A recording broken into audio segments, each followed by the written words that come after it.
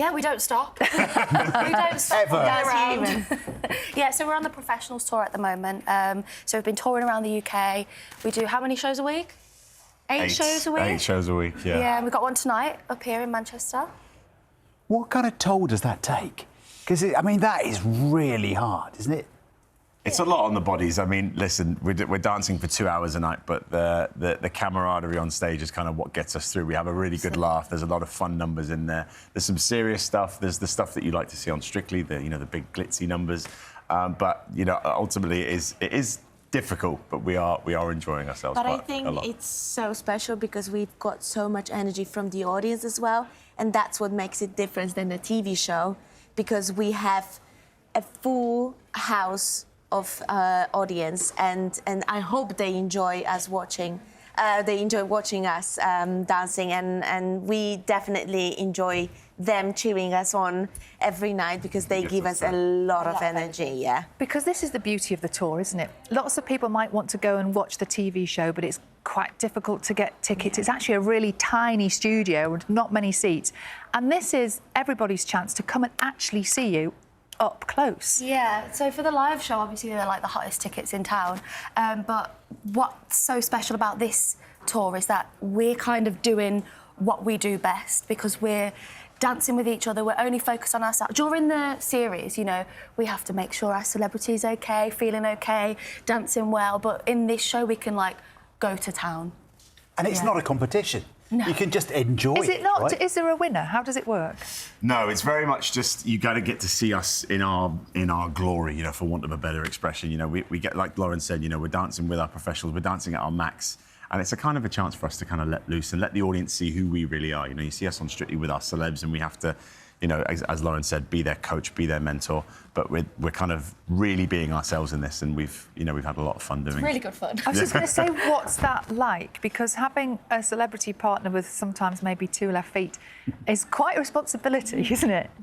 Yeah, definitely it is. But it's, again, this is what we love. We love teaching. We love mentoring people. We love to see when, from nothing they become a superstars and they know how to do cha-cha-cha suddenly in 2 days, which is a miracle sometimes. But it happens. But I think both of the sides of our job, just dancing as a professional dancer and be a teacher, is just beautiful. That's why I think Strictly is just the best show ever, because we are able to do all of it. So yeah, dream job. You're on tour at the moment. That's already begun. So how long does that go on for? We've got just under a couple of weeks left, and then a little bit of time off. I go off on tour. Other people go on holidays and weddings and different things like that. And then we're back on Strictly at the end of July for us. Yeah. So, End of July. well, we start at the end of July. Yeah, we think of it as like a winter Christmas thing, don't we? Yeah. But it's Not for us. It's a summer We boot start camp. the rehearsals for the pro numbers that you see. We kind of put those together. We have long rehearsal days just to make sure they're all prepped and ready to go. And you guys are all back, because I know there's been loads of stuff in the papers like who's in, who's out, who's leaving. But you're all returning? We are. We are, yeah. Very excited to be back. Yeah, it's exciting to be back for What's another it like season. to go through the changes like that, to lose people? That must be tough. I mean, it is tough. I mean, I guess it's like anything. My dad works in football as a manager, and he says, listen, it's the hardest thing in the world to let people go. But, all good things come to an end. And, I can only speak for us, that we're very lucky to be back. And, one day the legs will stop working and that we might not be back on Strictly, but make the most of it while it's there, for sure. But does that mean you sort of dread the knock on the door or the email saying... So every year you think... I guess, but I suppose it's the nature of performing as well. In the theatre world or in the acting world, or it's a process. It's like we audition, we hope we get the next job. I suppose it's like any self-employed job. Yeah, I think nothing is taken for granted in life generally. So I suppose that's what if you dance from a young age, that's the culture from day one, isn't it? Absolutely. It is. It's not uncommon for us, for sure. It's definitely part of the beast. And what about new professionals coming in? How does that dynamic work when you have... I mean, do you tend to all know each other already anyway? Kind of, yeah. I mean, myself and Yvita joined together, and then Lauren joined the year after. Yeah, I mean, but we'd all worked with each other before Lauren and I anyway. danced together for 10 years prior. We worked together, so 9 times out of 10 we're going to know whoever's coming in from previous. It's a very small world in our little dance world.